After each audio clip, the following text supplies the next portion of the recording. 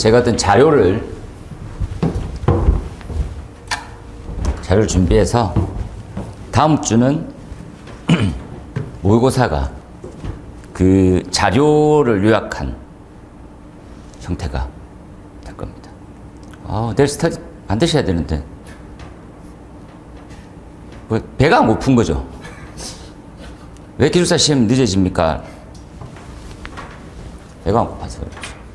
이게 뭐 시험 어려워졌다라고 하는 것들은 열심히 하는 사람들이 걱정거리고, 열심히 하지 않으면 걱정거리를, 시험이 어려워진 걸 얘기할 필요가 없는 거죠. 왜?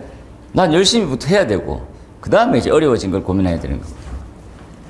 옛날보다 점수를 받기가 좀 힘든 건 사실이긴 하죠. 그런데 한 번 더 고민해야 될 것들, 난 열심히 하고 있냐, 이렇게. 그래서 약간 더 간절한 사람, 그렇죠? 예전에 합격수기 제 공부 처음 다시 시작할 때 한마디 문제 하는 게, 어떤 사람이 제일 합격할까요? 이런 거죠. 1번은 무조건 머리 좋은 사람이 합격합니다. 그거는 세상 진리이기 때문에 그건 어쩔 수가 없어요. 근데 이제 이 머리 좋고 암기력이 뛰어나고 이런 사람은 세상 1%도 안 됩니다. 이게 뭐 말로 하면 한 0.1%가 될지 안 될지잖아요. 그런 사람들은 다 어디가 있습니까? 하면 자격증 안 따고 요직에 가 있습니다. 요직에 가 있다가 헤쳐먹고 감옥에 가시고, 그리고 지금 뭐 이렇게 딱 활동하고 계시고 그런 거죠. 가끔씩 선 넘는 발은 내가 이렇게 딱 하면 그거 뭐 되시고 그런 거죠. 그 외에는 다 일반인이에요. 차이가 별로 없는 거죠. 근데 이제 아예 무시 못하는 거는 IQ 약간 무시 못하는 것 같더라고요. 제가 약간 100 정도, 100. 네. 정상인과 똑똑한 사람의 뭐 차이, 그죠? 뭐 그런 것, 뭐 말이 기다려졌는데, 주된 거는 머리가 엄청 좋아. 그 사람들은 이제 빼고요. 그 사람들은 이제 이런 시험 치지 않죠. 왜? 이런 시험 쳐봐야 막말로 연봉 1억 받는데 이런 거 왜 칩니까? 그런 사람들은 돈 벌면 몇 억씩 벌을 수 있는데, 그럼 뭐 주식 트레이닝 뭐 이런 쪽 가 있고 이런 거 있잖아요. 쪽박 차든지 부자든지 둘 중에 하나, 이런 거 있어요.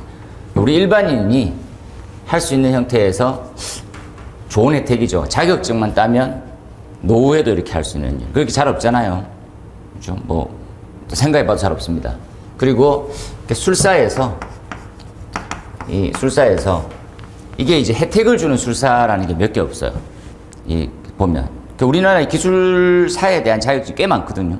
그런데 NFPA를 쓰고 있는 미국하고 통폐합이 불가능한 게, 우리나라에서 쓰고 있고 업역이 정해져 있는 기술사는 비슷한 명칭의 외국엔 전혀 다른 일을 하고 있습니다. 대표적인 예가 건축전기 기술사 같은 거예요. 건축전기 기술사는 우리나라는 뭐 할 수 있습니까? 전기에 관련된 모든 걸 다 할 수 있는 것처럼 해놨어요. 건축전기 기술사를 제일 좋은 기술사처럼 해놨어요. 근데 외국은 뭘로 이해를 하냐면 건물 내에 있는 전기 안전 관리 역할을만 해주게. 그렇다 보니까 우리나라에서 건축전기 기술사가 힘이 제일 좋고 제일 파워가 좋고 협회 우두머리도 다 그런 사람인데, 야 우리 딜하자. 우리나라 기술사 니네도 쓸 수 있게. 그럼 외국에 딱 갔더니 건물을 내서만 해. 잠깐만. 야, 나 발전소하고 전부 다 할 수 있는 역할이 우리나라인데 왜 안 되겠니? 불가능하다면서. 차라리 그건 일 자격증하고 비슷하다. 아니지. 우리나라에서는 그게 좀 힘이 없는데 일단 미룹시다. 그래서 미뤄졌어요. 그래서 보통 보면 우리나라의 기술사를 가지고 미국에서도 기술사 영역을 할 수 있게 만들기 위해서 한 10년 동안 통폐합을 해왔거든. 그러니까 우리나라 버려야 될 게 한 40%입니다. 우리나라는 별종 같은 기술사 있잖아요. 뭐 정보 무슨 보안 기술사 뭐 이런 거 만들어놨어요. 외국에는 그냥 보안 기술사로 다 끝났어요. 이게 뭐 컴퓨터를 쓰고 저식으로 다 안 돼. 그 소방도 비슷한 거죠. 그러니까 소방은 뭐 이렇다 저렇다. 근데 그 다음에 또 걸리는 게 뭡니까? 외국은 이제 기술사라고 하는 게 매년 시험을 쳐줘야 돼요. 갱신의 시험이 따로 있어요. 그러니까 너 하나 땄지, 중요하지. 너 무슨 일해? 그 일을 충분히 했군. 그 다음에 요 정도 소정의 시험은 통과해, 이런 거지. 우리는 어쩝니까? 2년에 한 번씩 기술자 교육을 받으면 돼요. 기술자 교육 하면 뭐합니까? 저 같은 사람이 가가지고 세상에 이렇게 법은 이렇게 한 2년 동안 이렇게 바뀌었습니다. 그게 끝이에요. 그러니까 기술력의 향상은 논할 수가 없는 거지. 그러니까 야, 미국에서는 기술 따면 되게 돈을 많이 벌던데 어떤 면에서 우리나라가 더 좋은 거죠. 혜택이. 외국은 끝없이 노력해야지만 결제가 나와야지만 되는데 우리나라는 그런 거 없거든. 그게 기타등등인데, 기타등등. 그래서 이제 서두절미 없어고 구절미하고, 핵심은 뭡니까? 간절이죠. 간절하고, 또 이러면 절대 안 됩니다. 재미있으면 절대 안 돼요. 저는 완전 반대거든. 막 설명했다면 실무적으로는 기술사가 뭐 어쩌고 저쩌고 실무 가서 배우세요. 가서 왜 그걸 실무를 학원에서 배울 생각을 해요. 땀 흘리면서 배워야지. 그죠? 간절하시면 돼요. 간절할 때 제일 좋은 조건이 뭡니까? 집에 입은 많고 와이프가 일 안 하고 내 혼자 이렇게 하는 거죠. 그렇죠? 그때 열심히 하게 됩니다. 제가 그때 그랬거든요. 그 회사 일도 그만 못 두는 거죠. 왜? 입이 있으니까. 그렇죠? 그렇게 간절하면 어떤 식이든지 방법을 자꾸 찾아요. 어떤 자료든 감사히 받고 어떤 자료든 내 거 만들기 위해서 막 노력하는 거지. 그죠? 그러니까 덜 게을러지는 것 같아요. 예전에 어떤 기사냐, 제가 많이 충격받았었는데 저는 이제 다른 분 강사님들보다는 자료를 최신 자료를 많이 바꾸어서 드린다 생각했었거든요. 그러니까 개인적으로 톡이 왔더라고. 자료를 왜 주시냐 그러더라고. 내 느낌이 열심히 하시는구나. 자료 필요 없다. 있는 거 잘하겠다 이런 뜻인 줄 알았는데 자료를 가공을 안 하고 그냥 주면 어쩌냐 하더라고. 그 순간 띵! 아니 읽어보시고 중요한 건 제가 아니 내가 그럴 시간이 어딨냐 하더라고.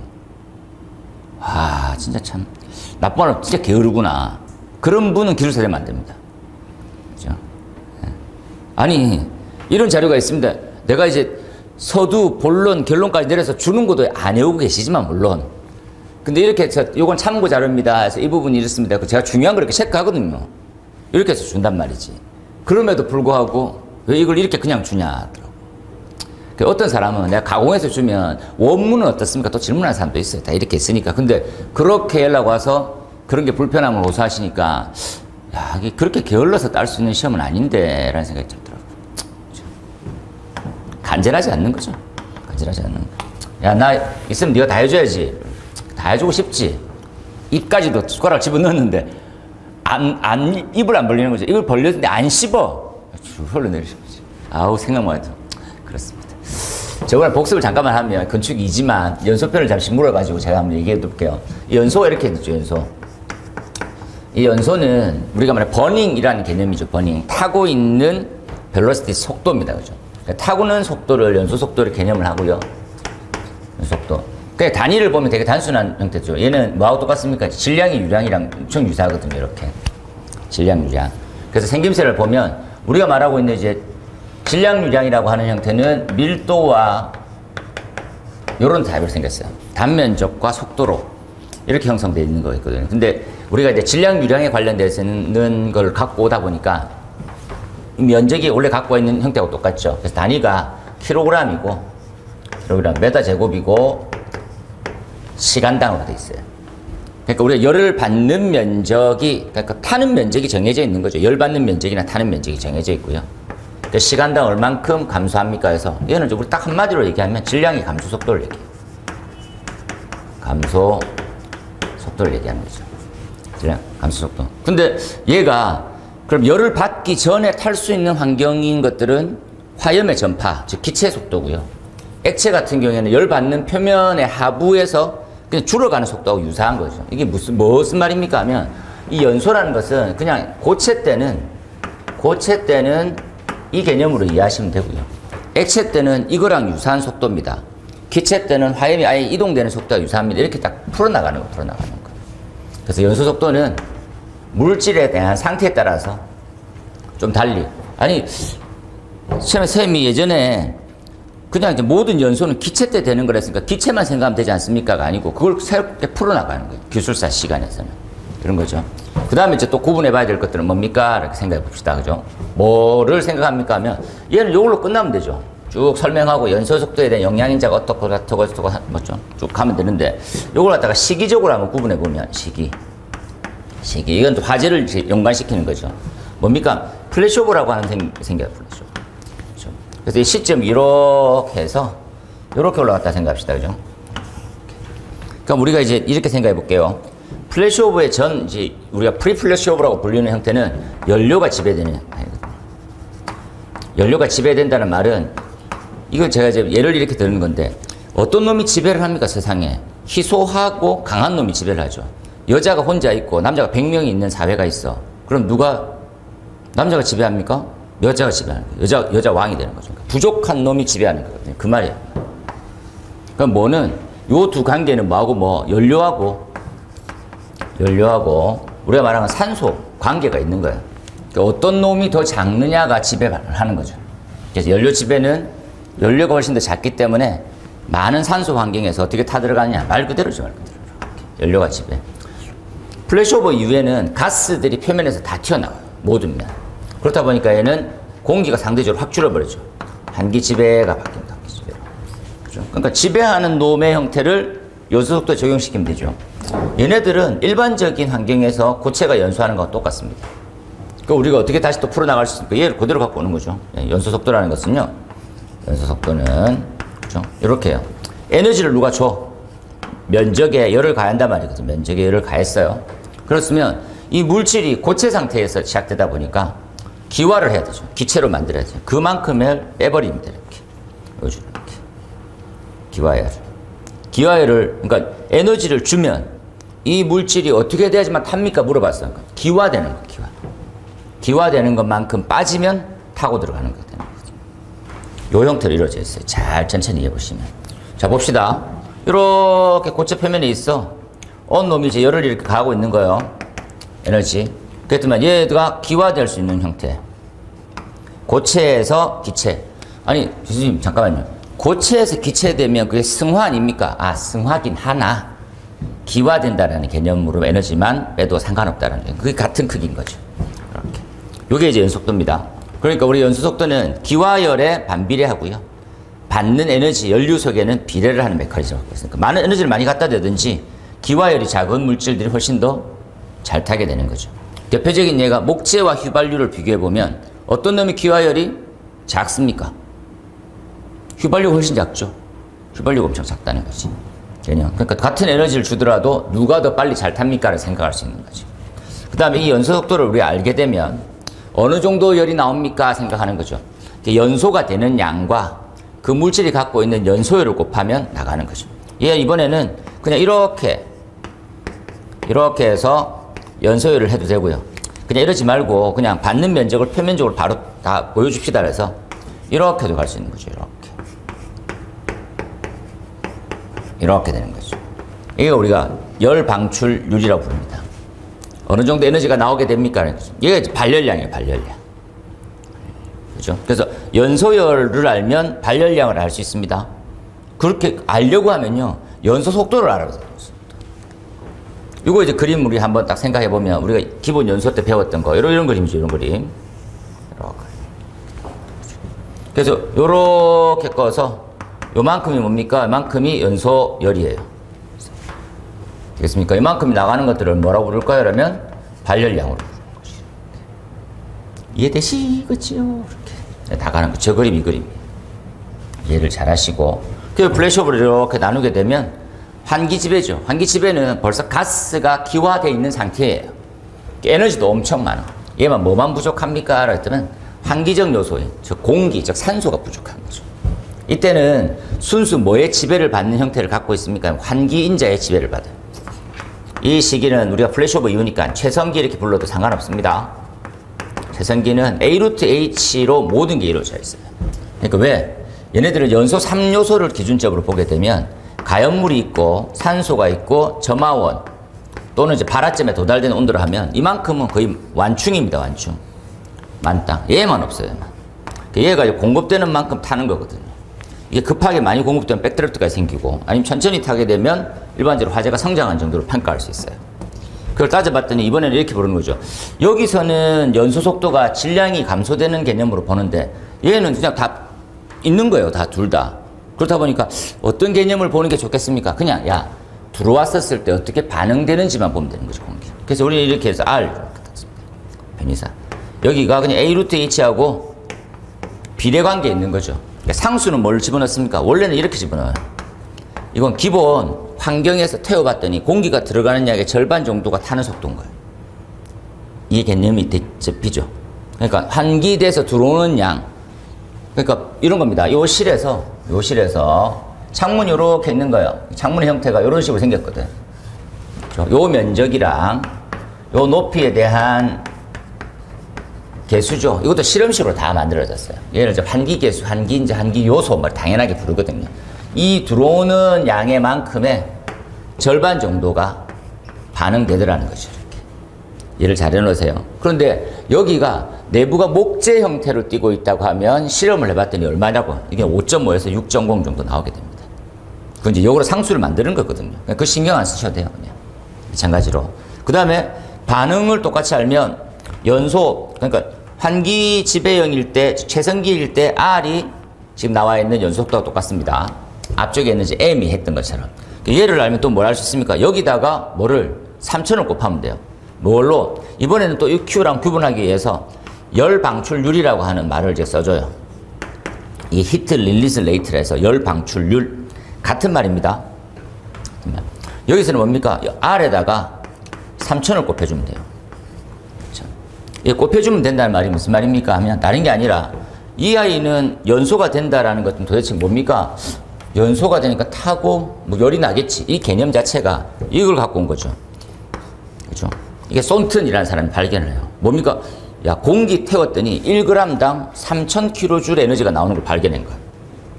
그렇죠? 네, g당 3000kJ. 그대로 집어넣은 거죠. 그래서 공기 질량당 얼마 탄다. 요 두 개를 곱했더니 1500 AH. 이렇게 나오게 된 거죠. 여기 25점짜리입니다. 여기다가 플러스 알파 뭐 요소를 집어넣든 계산 문제를 조그맣게 집어넣든 해서 요 틀은 이제 딱 갖고 가는 거죠. 까먹지 마세요. 이렇게 해서 딱 나왔어요. 이렇게 알아보시면 되는 거죠. 끝!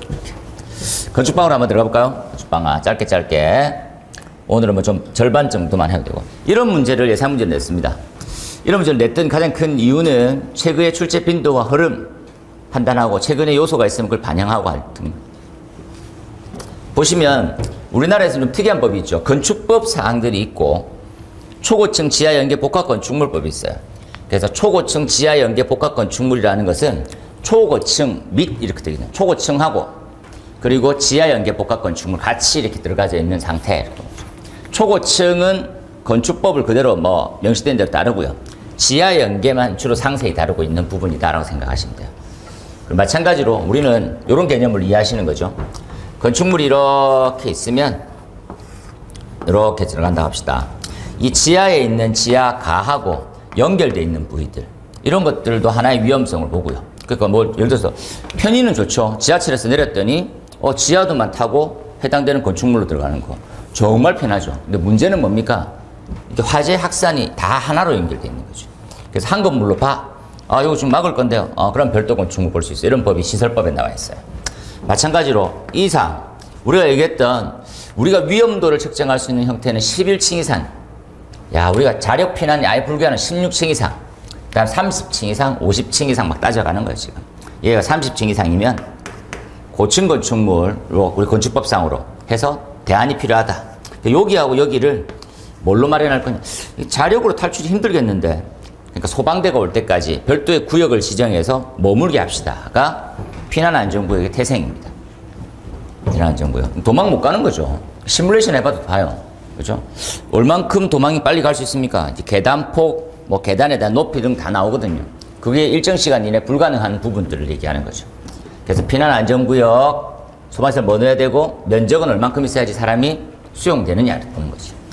그 다음에 썬큰, 되게 좋아합니다, 저는. 지하에서 바로 탈출할 수 있는 별도 공간 만들기.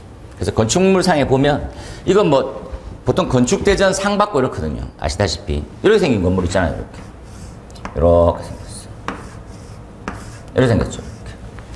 그러니까 지상에서 보면 지하층 있는 건물인데, 지하의 일정 부분이 뻥 뚫려 있어요. 그래서 이렇게 바로 연기도 배출되고, 사람도 도망갈 수 있게. 요 공간을 썬큰이라고 부릅니다. 어떻게 썬큰 할 거냐? 썬큰 할 거야. 지하에 피난안전구역의 면적을 써서 만들 거야. 이런 것들. 그 기준입니다. 한 번 더 나올 거야. 전 개인적으로 많이 좋아하거든요. 지하에는 답이 없거든. 얘입니다. 그 다음에 주요 구조부에 따라서 보행거리. 보행거리는 뭡니까? 보행거리는 단순히 생각합니다. 직통계단까지만 가면 살아요. 사람이 전제가. 직통계단까지만 가면 사는데 그러면 이 거실에서 직통계단까지 몇 미터까지 제한해둬야지만 그 위험한 시설에서 빨리 도망갔다. 안전한 곳에 도착했다를 할 수 있느냐. 보시면 여기 직통 계단이 사는 곳, 보행거리는 거실에서 직통 계단까지의 거리, 위험 용도에 따라 가지고 거리에 제한이 있겠죠. 우리나라에서 최장은 100m입니다. 100m는 사람이 없다라는 가정할 때 100m. 기본은 몇 미터? 기본은 몇 미터? 30m죠. 30m를 하고 완화 이렇게 되는 거죠. 옥외 피난 계단입니다. 옥외 피난 계단은 사용적으로 생각하면 이제 외국은 다 옥외죠. 그러니까 재미삼아 이제 영화 같은 걸 많이 보면 건물 바깥쪽에 있는 철제 계단에서 총싸움이 너무 많이 일어나요.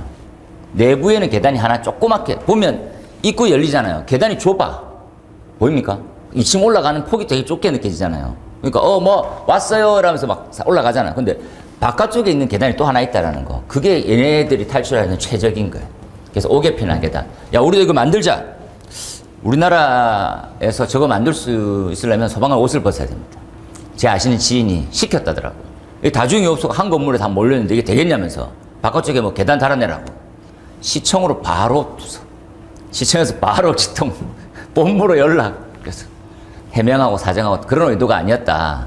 의도고 이 사람은 뭐하고 민원인한테 그렇게 피해를 주면 돼? 이렇게 끝났어요. 소방관이 이제 이게 힘이 있는 게 아니에요. 그러니까 뭡니까? 법에 있는 게 안 돼 있으면 지적하는 건 좋지만 소방관 나부랭이 주제에 이렇게 시작되더라고요. 그래서 그분이 자괴가 많이 느껴갖고는 이제부터는 말 안 하잖아. 뭐 법만 통과되면 오케이. 그럼 가보면 다들 엉망으로 돼 있는 거예요. 옥외 피난은 공주집이라고 하는 환경. 공인이 뭡니까? 공연장, 집회장, 주점 이런 데는 무조건 일정 면적 이상이면 바깥쪽에 계단이 하나 더 있어요. 그래서 우리는 최근에 약간 공연 문화 같은 게 활성화되어 있거든. 가보면 바깥쪽에 계단이 하나 더 있겠지라고 찾는 연습을 좀 해줘야 돼요. 그 사항이고요. 그 다음에 대지 안에 피난 및 소화에 관련된 통로. 이거 신기한 게 소방대가 건물에 도착했을 때 일정 포기 사항에 확보되는 걸로 되어 있더라라는 것들만 접근하시면 돼요. 그렇죠? 6번에 방화구획. 전 방화구획 좀 엄청 좋아하는 문제입니다. 방화구획 문제는 실무에서도 엄청 많이 쓰는 거니까 잘 하셔야 될 것 같아요.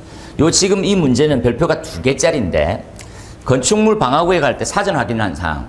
이거는 감리가 확인을 한번 해보는 사항 중에 하나거든요. 근데 이게 되게 신기한 게 방화구획은 누가 확인해야 됩니까? 건축감리입니까? 소방감리입니까? 건축감리지. 근데 왜 이게 시험 문제가 소방에 나왔을까요? 건축감리가 제대로 한다 안 한다? 안 하는 거지. 안 해서 우리한테 나오는 거죠. 근데 이렇게 막연하게 근거 없고 법에도 없을 것 같은 내용은 어떻게 시험에 나옵니까? 가이드라인 같은 곳이나 아니면 최근에 나와 뭐 좀 몇 년 됐지만 우리 방재공학 실무 핸드북이라는 책이 있어요. 거기에 좀 상세히 나왔으니까 그걸 근거해서 쓰고 이런 문제는 법이 아니거든요. 자기가 알고 있는 지식을 더 많이 쓰면 쓸수록 점수는 좀 좋아져요.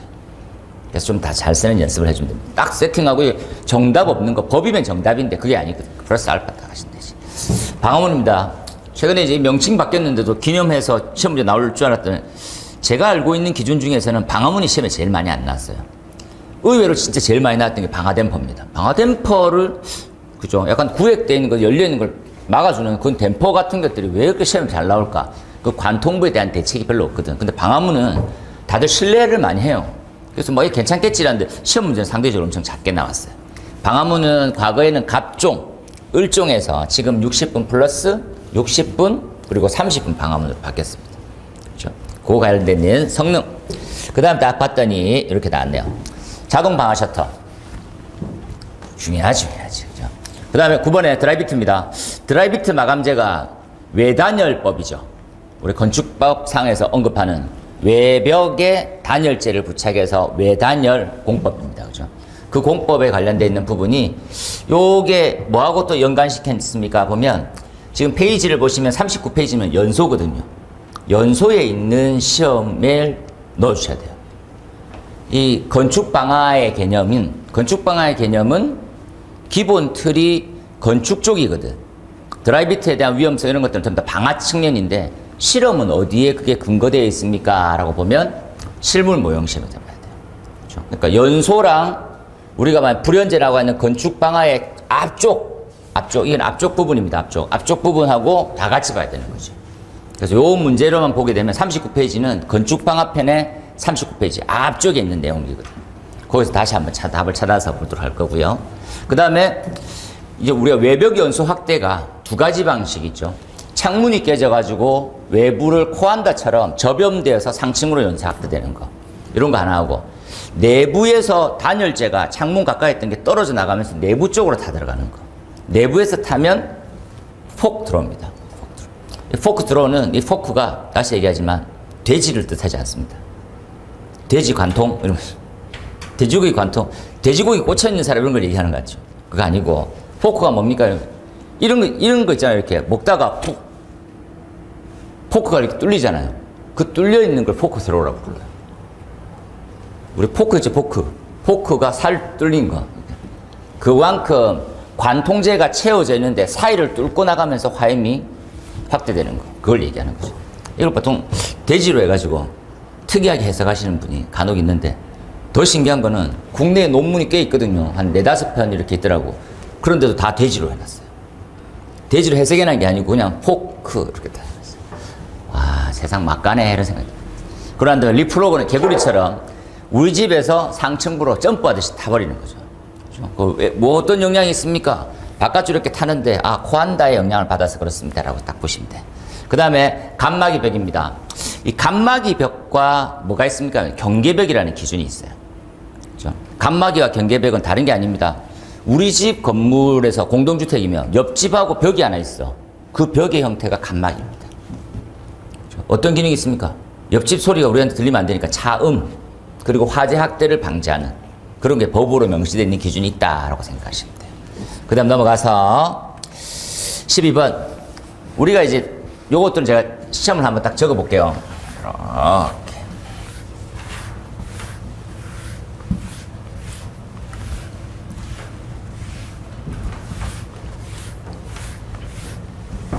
요건 이제 우리가 암기 키워드에서 한번 적읍시다. 들어봤었는데 이제 구조가 있더라고, 구조. 구조는 내화 구조가 있죠. 내화 구조. 내화 구조는 어떤 성능을 갖고 있습니까? 내화 성능이 있어야 되겠죠. 내화 성능. 내화 성능의 평가는 뭘로 합니까? 세 가지로 하는 거죠. 뭐가 있어요? 첫 번째가 요거부터 합시다. 이거부터 하중 지지력이 있습니다. 특이하게 이 내화 구조는 주요 구조부의 수직에 대한 하중을 받는 범위의 시험이 있거든요. 그게 하중 지지력입니다. 하중을 걸고 불을 떼우겠다는 겁니다. 만약에 하중을 못 견디고 하중 때문에 탈락이 된다, 방락이 된다, 아웃이죠. 하중 지지력이 1번입니다. 두 번째, 아예 화염이 관통돼 버리면 끝이거든요. 자염성. 자염성. 세 번째는 뭡니까? 라면 자열성입니다. 내화 구조는 연기가 관통되는지는 자염성입니다. 자열. 연기의 관통은 보지 않아요. 요걸 이해해 주세요. 내화 구조는 하중 지지력, 자염성, 자열성까지. 그 다음에 또 뭐가 있습니까? 방화 구조는 별로 신경 안 써야 돼요. 방화 구조는 일시적인 거거든요. 일시적인 거냐, 화염에 뭐 견디느냐. 내화 구조는 재사용입니다. 내화 구조가 이러한 성능을 가지니까 뭐까지 가능합니까? 이렇게 하면 재사용 가능하게 평가를 받는 거죠. 그리고 시간별로 해서 30분 1시간, 2시간, 3시간까지 기준이 나와 있습니다. 요거 잊지 마시고, 그 다음에 내장재가 있죠. 내외장 재료가 있습니다. 이 재료는 세 가지쯤 있지만 평가는 두 가지만 하면 되죠. 뭐가 있을까요? 불연재가 있고요. 불연재. 그 다음에 준불연. 준불과 난연이 있습니다. 불연은 여기서부터 조금 더 나가야 되는데 길사니까 잠시씩 배우죠. 불연재는 무슨 시험합니까? 불연성 시험을 하는 거죠. 불연성은 다른 말이 아니고 질량의 감소 정도, 타게 되면 발열량은 얼마냐 이렇게 평가할 수 있는 거죠. 그 다음에 뭡니까? 가스 유해성 시험을 합니다. 이렇게 하고요. 준불연과 난연제는 무슨 시험합니까? 하면 발열량 시험을 해요. 말 그대로. 발열량에 대한, 얘가 뭡니까? 콩칼로리미터 시험을 합니다. 발열량에 대한 시험. 가스 유해성이 공통이죠. 왜입니까? 안 타는 거, 타는데 열이 얼마큼 나느냐를 시험하는 거죠. 콩칼로리미터를 시험하는 것들. 그래서 내외장 재료까지 한번 잘 보시고요. 그 다음 나온 형태가 뭐가 있을까요? 지금 쓰고 있는 방화문유가 있죠. 관통부에 쓰는 거. 방화문 등 이렇게 써놓을게요. 방화문 등은 어떤 시험을 주로 합니까? 이렇게 생각하는 거죠. 방화문에서 제일 중요한 부분은 뭘까요? 이렇게 생각하는 거지. 첫 번째, 얘네들은 차염이 제일 중요합니다. 이 방화문이 연기는 관통될 수 있다 생각하는 것들이 일반적이고요. 화염이 관통되는 순간 아주 아웃이라. 자염성, 그렇죠? 그 다음에 뭐가 있습니까? 뭐가 있을까요? 차연성이 있죠. 제가 순서를 조금씩 바꾸도록 할게요. 그 다음 나오는 최근에 있었으나 반영 안 했던 열성이 있습니다. 차열성. 그 다음에 저희는 그냥 바로 한번 적어볼게요. 시간이죠, 시간. 유지시간. 이것도 유지시간 있지만, 방어문의 종류는 이제 개정됐으니까, 한 번 더 의미를 좀 찾읍시다. 그렇죠? 그래서 차염성이 있고, 차연성도 있고, 차열성도 있는데, 시간은 몇 분? 30분. 30분. 이 아이는 전체 시간은요, 차염과 차연은 1시간이죠. 이 방어문의 명칭을 60분 플러스라고 부릅니다.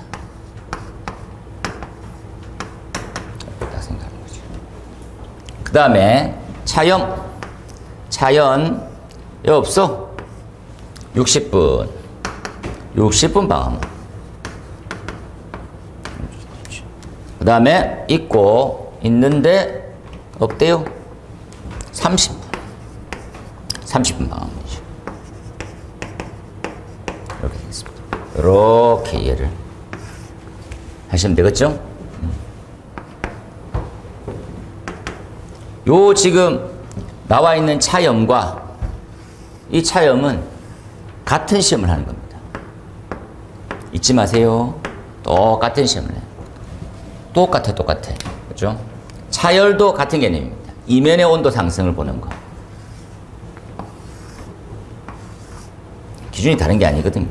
같이 보세요. 차연은 해당되는 사항들만 좀 바뀌는 거죠. 이제 마지막으로 이렇게 나누고요.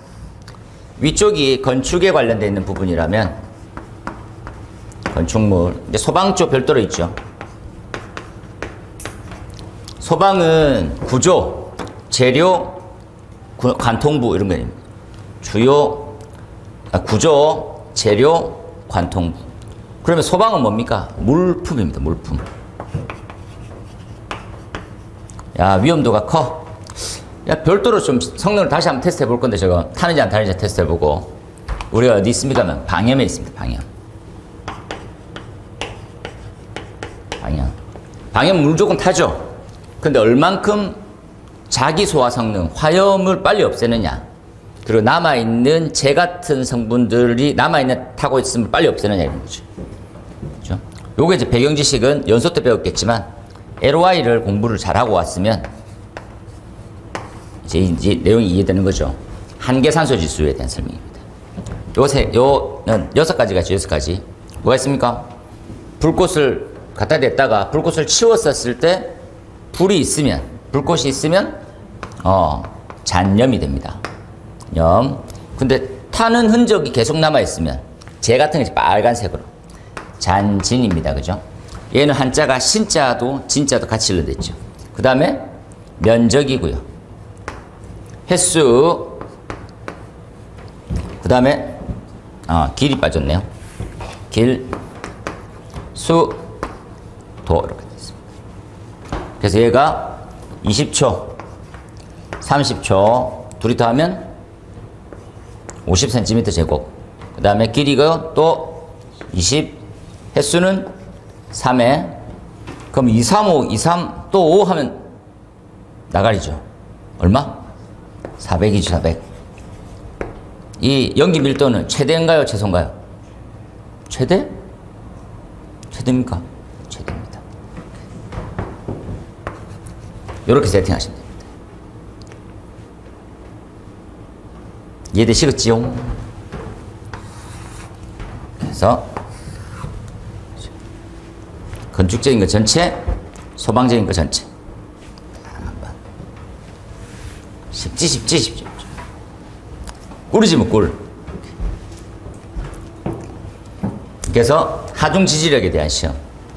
뭐 보자. 하등 규정이 다른 게 아니고 열 수축과 힘 위에서 누를 때 양쪽에서 눌렀을 때 휘어지는 거, 수축되는 거 그거 비교하는 거죠. 한 번 다 잘 나와서 준비하세요. 건축에서는 중요합니다. 성능위주 내화 설계에 대한 절차는 도대체 뭐냐? 원래 성능위주 피난 설계라는 말이 오리지널이거든요. 성능위주 소방, 성능위주 내화 뭐 등등 있지만 원래 성능위주는 저 피난 설계가 제일 맞는 말이죠. 그 관련된 이건 내화 설계 한번 가고 지금 딱 시기가 곧 나와요. 곧 나와요. 그게 뭡니까? 이렇게 딱 생각할게요. 여기서 바로 보고 지하층의 구조. 지하층은 뭘 지하층이라 부릅니까? 하면 기억이 안 날 때는 기생충. 기억나시죠? 지하의 층고가 지면보다 높이 있으면 됩니다. 2분의 1의 높이가. 무슨 말일까요? 자, 이런 거죠. 요게 이제, 요게 이제 1층의 바닥입니다. 지하 1층의 바닥이죠. 개념 이해하면, 이렇게. 요만큼의 절반이 지면보다 아래에 있으면 된다고. 이해되시죠? 요렇게 돼 있으면 지하층인 겁니다. 이해되시죠? 이제 지면, 그라운드. 요 개념만 딱. 그래서 높이의 2분의 1이 뭐보다 높냐 낮냐 딱 따지면 되는 거죠. 그러고 난 다음에 지하에 비상탈출구를 달아야 돼요. 비상탈출구 동그라미 딱 치고. 중요하죠. 지하에서도 양방향 피난이 돼야 되잖아. 이런 게 원칙이죠. 그리고 딱 한 번 뭐가 나왔습니까 하면 야 우리 뭐 비상구 뭐가 있던데 소방에서는 비상구가 있어요. 이렇게 딱 쓰면 소방에서는 다중이용업에서 비상구 기준이 있습니다. 비상구는 비상구의 모양이고요. 탈출구는 형태의 모양이죠. 사다리를 어떻게 놓든지 해라. 이렇게. 요 두 개 비교하시는 것보다는 요 기준을 순수하게 암기하시는 게 필요합니다. 세팅해놨으니까 보세요. 그 다음에 계단 끝판왕 3종이죠. 자, 계단은 당연히 설치되는 거 아닙니까? 2층에 올라가면 계단 없으면 됩니까? 좀 뭐 우리가 태릉 선수촌 같은 경우는 로프로 해도 상관없겠지만 우리는 그들이 아니니까. 근데 이 계단이 몇 층 이상이면 계단만 타면 1층 무조건 와야 돼요. 피난층까지. 몇 층 이상이면.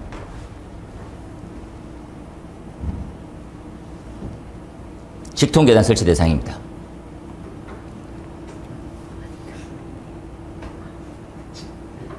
그럼 모르는 사람 많습니다. 오늘 수업할 겁니다. 직통 계단에 무조건 직통 계단 해야지 이렇게. 직통 계단을 뭘로 바꿔라 이런 것들은 잘 기억하시는데, 그죠? 직통 계단을 피난 계단으로 해라. 직통 계단을 특별 피난 계단 해라. 요거 이제 재미삼아 또 올릴 때 피난 계단에 대한 설치 대상은 지상은 몇 층 이상? 5층. 지하는 2층입니다. 특별 피난 계단은 11층, 지하 3층이죠. 이게 이제 왜 이렇게 만들어졌습니까? 이게 우리가 왜 만들어졌는지를 생각하기 전에 다 건축적 개념이거든요. 뭡니까? 11층 이상이면 외부 접근성이 반드시 필요하죠. 그러니까 내부적으로는 탈출할 수가 있는 범위의 건축물 대상이 아닌 거예요. 이게 뭐 우리가 옛날에 무슨 각입니까? 서울에 70몇 년대 불난 무슨 각? 소방학과 그건 제일 처음 가르쳐줘야 되는데 무슨 각 호텔 있잖아요. 대형각 호텔. 대형각 호텔 규모가 11층이더래. 그 당시에는 초고층처럼 들어왔어요. 그래서 야 이렇게 높은 건축물의 호텔이 이렇게 딱 시작되는 거죠. 그때 피난 계단에 대한 개념 없이 특별 피난 계단의 개념은 더 없이 사람이 엄청 많이 죽어요. 1층 중식당에서인가 또 불나거든요. 그래서 야 이제 안 되겠다. 바꿔야 되겠다. 이렇게. 이 개념이 완전 서는 거지. 요렇게 서 있습니다.